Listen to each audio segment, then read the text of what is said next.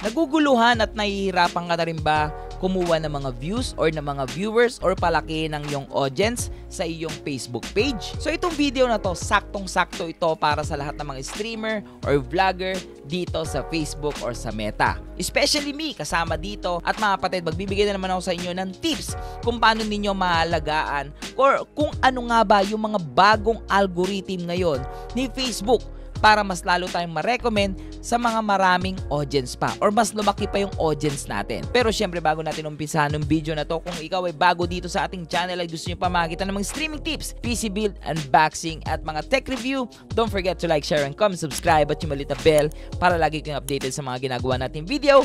So tara, umpisahan na natin.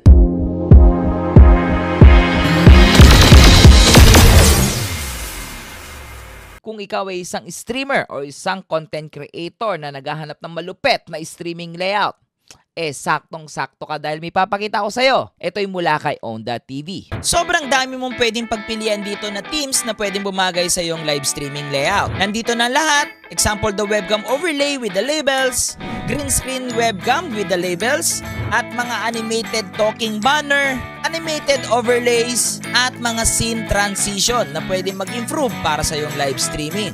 Meron na ring starting banner, pause banner, at ending banner. Kung gusto mo ng mga gaming profile, gaming background, gaming cover photo, gaming panels, lahat ay nandito sa Own.tv. Gusto mo rin ng mga emojis or mga subscription stickers, meron din dito sa Own.tv. So napakadali lang pumunta dyan guys. You can see the link on the description box, www.own.gg/boss_Lucio. At dahil mahal ko kayo guys, meron kayong 50% off once na gamitin nyo ang coupon code na Lucio.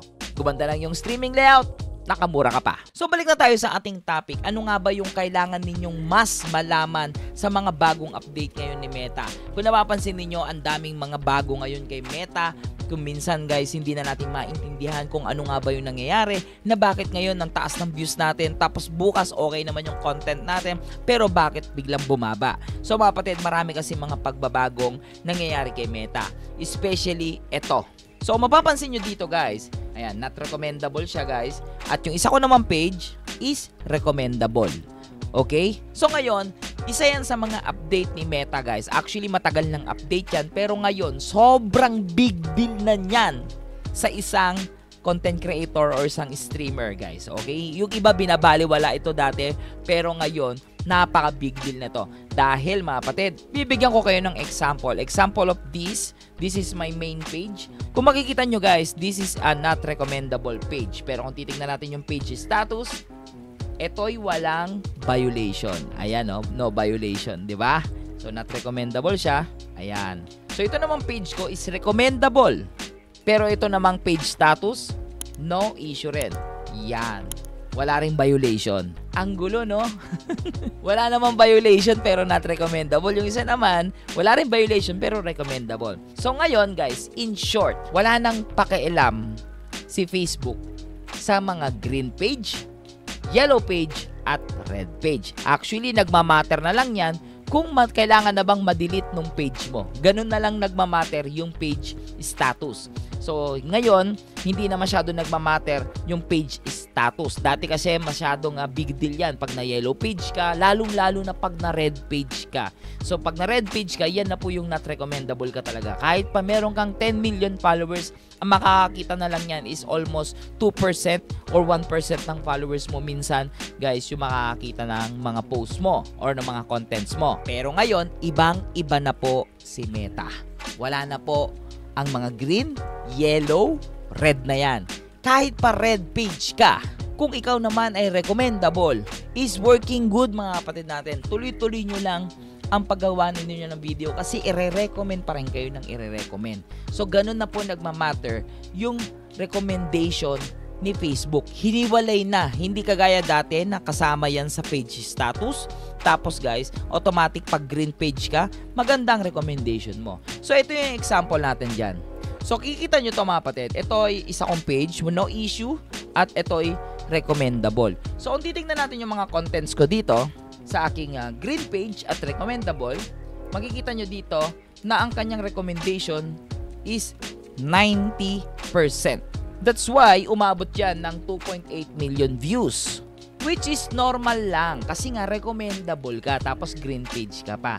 Eto, papakita ko ulit sa inyo yung isa. Pero kung titingnan naman natin, ito'y green page. Okay, green page. Pero kung titingnan nyo guys dito sa mga contents ko, so example of this, ang recommendation na lang natin dito is 30%. Okay? 30%. Hindi na po tumataas yan. So kung pupuntahan pa natin dito guys, ito ay umabot ng 41%. Kaya ang views nito is 44,000 na lang, ganyan. Hindi na siya umaabot ng 100k. Okay? Kasi nga, hindi recommendable yung page ko.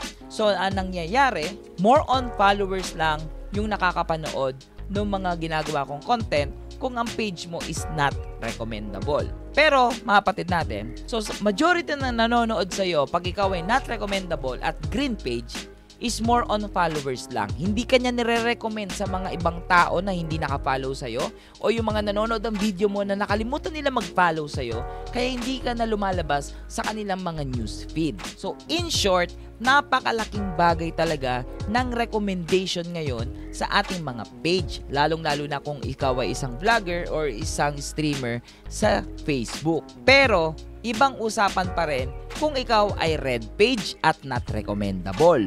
Okay? Pag red page ka na at not recommendable ka na, talagang as in, hindi na aabot ni 10% or 20% yung recommendation ng mga contents mo. Kasi red page ka na, tapos ikaw ay not recommendable pa. So, yun yung advantage ng green page na not recommendable. Umaabot pa rin siya ng at least 40%, pero hanggang 50+% na lang talaga yan. Pero hindi na yan tataas. Not unlike sa green page na recommendable, na umaabot ng 90 hanggang 98%. So, nagigets nyo ba mga kapatid natin kung gaano kahalaga yung recommendation? So, bibigyan ko kayo ng senaryo. Okay? Ito'y aking pag-aaral sa mga graph ng aking page. Meron akong 3 page. Inaral ko yung mga graph. So, ang recommendation ay ganito ka-importante.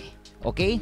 So, normally, kung ikaw ay may followers na 100k pataas, ang views mo dapat, kung ikaw ay may recommendation ng 20 to 40%, ang magkakaroon ka na dapat dyan ng mga average views na 30 hanggang 40,000 views. Pag umabot ka naman ng mga 50 to 70% naman ng yung recommendation, normally, depende na lang yan kung gaano kaganda yung content mo, kung napaka-engaging talaga.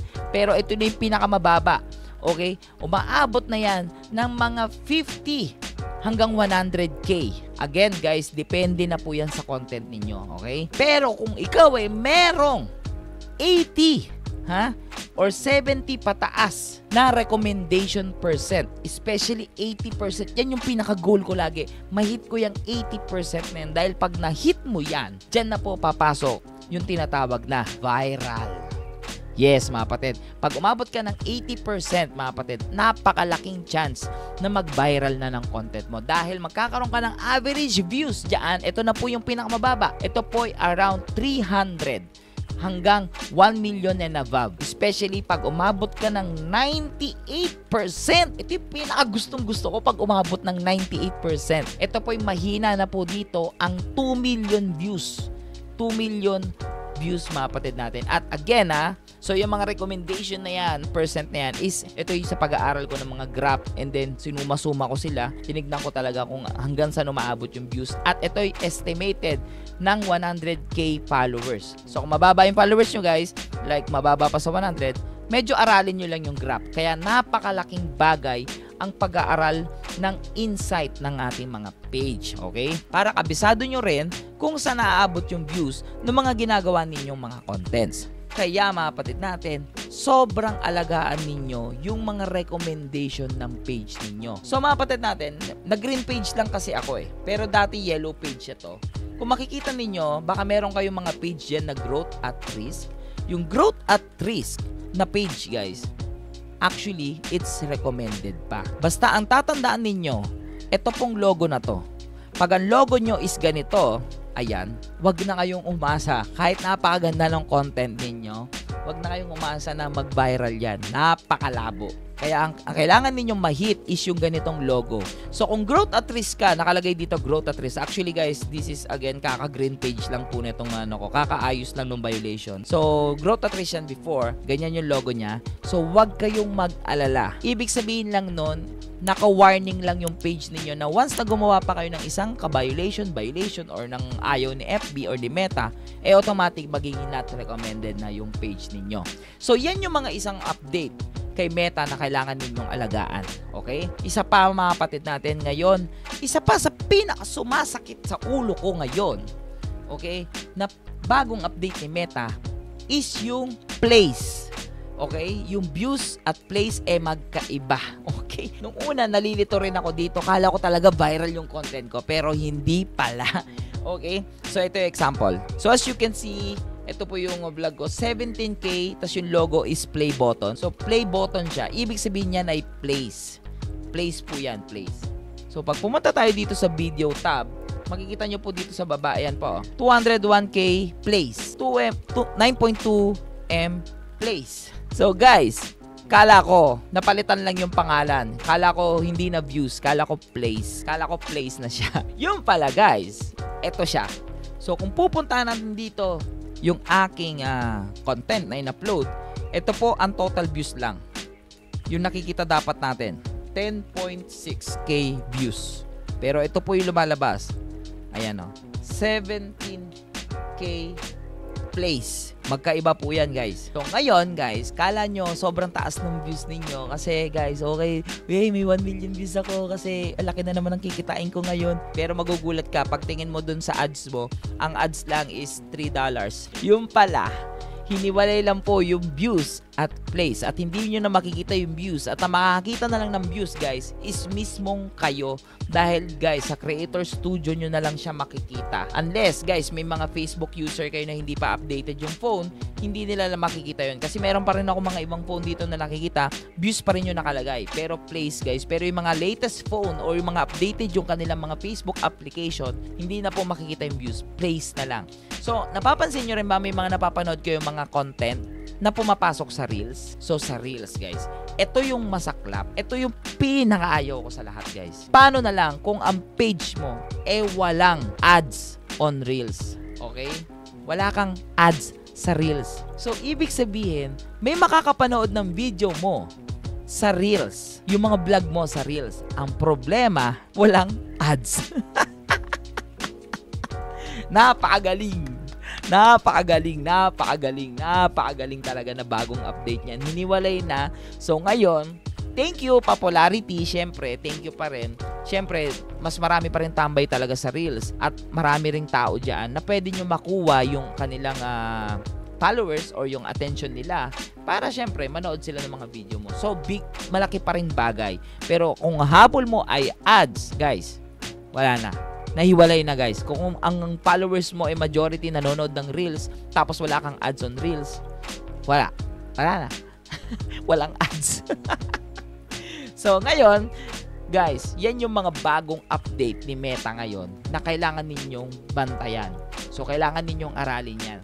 So ngayon, ito yung next kong inaaral. Paano may stay yung mga long form video or yung mga VODs sa pagiging views. Okay? At paano naman mahihiwalay yung plays kung gusto mo talaga pang Reels lang. Yun yung next kong inaaral, guys. Kasi may napansin akong isang vlogger, hindi ko na lang siya papangalanan. Basta sikat siya. Pero tinitignan ko yung page niya. Kahit anong gawin ko, hindi pumapasok sa Reels yung mga videos niya. Even gumamit ako ng ibang Facebook, scroll ako ng scroll, imposibleng hindi siya lumabas sa ibang account ko. Kasi normally yun, ganun ngayon. Pag viral yung content mo, kahit ilang Facebook account pag gamitin mo or ilang phone yan, lalabas at lalabas dun yung video mo kasi viral nga siya. Pero guys, so sa isang phone ko, lumalabas yung video niya. Okay? So, ibig sabihin, nire-recommend siya. So, ngayon, pag tingin ko sa isang phone ko, lumalabas din siya doon sa phone ko, sa isa kong account. Hindi po siya naka-reels. Mismong video siya. So, yun yung next kong inaaral. At don't worry, ituturo ko yan sa inyo pag yan ay natutunan ko. Pero guys, hanggang dito na lang muna yung video. Pero yan muna yung dapat ninyong aralin. Kailangan ninyong aralin yung insight ninyo. Kailangan ninyong alamin kung paano tumataas ang recommendation ng mga page ninyo para tuloy-tuloy ang pag-angat ng mga contents nyo. So guys, ayan yung mga bagong update ni Meta ngayon. So shinare ko lang sa inyo para magkaroon kayo ng knowledge. So syempre kung gusto nyo pa maging updated sa mga ginagawa nating video, unboxing, PC build at streaming tips, don't forget to like, share, and comment, subscribe at yung malita bell para lagi kayo updated sa mga ginagawa nating video. Again, this is Boss Lucio, ang inyong stream coach para sa inyong mga stream and tech problem. Happy streaming!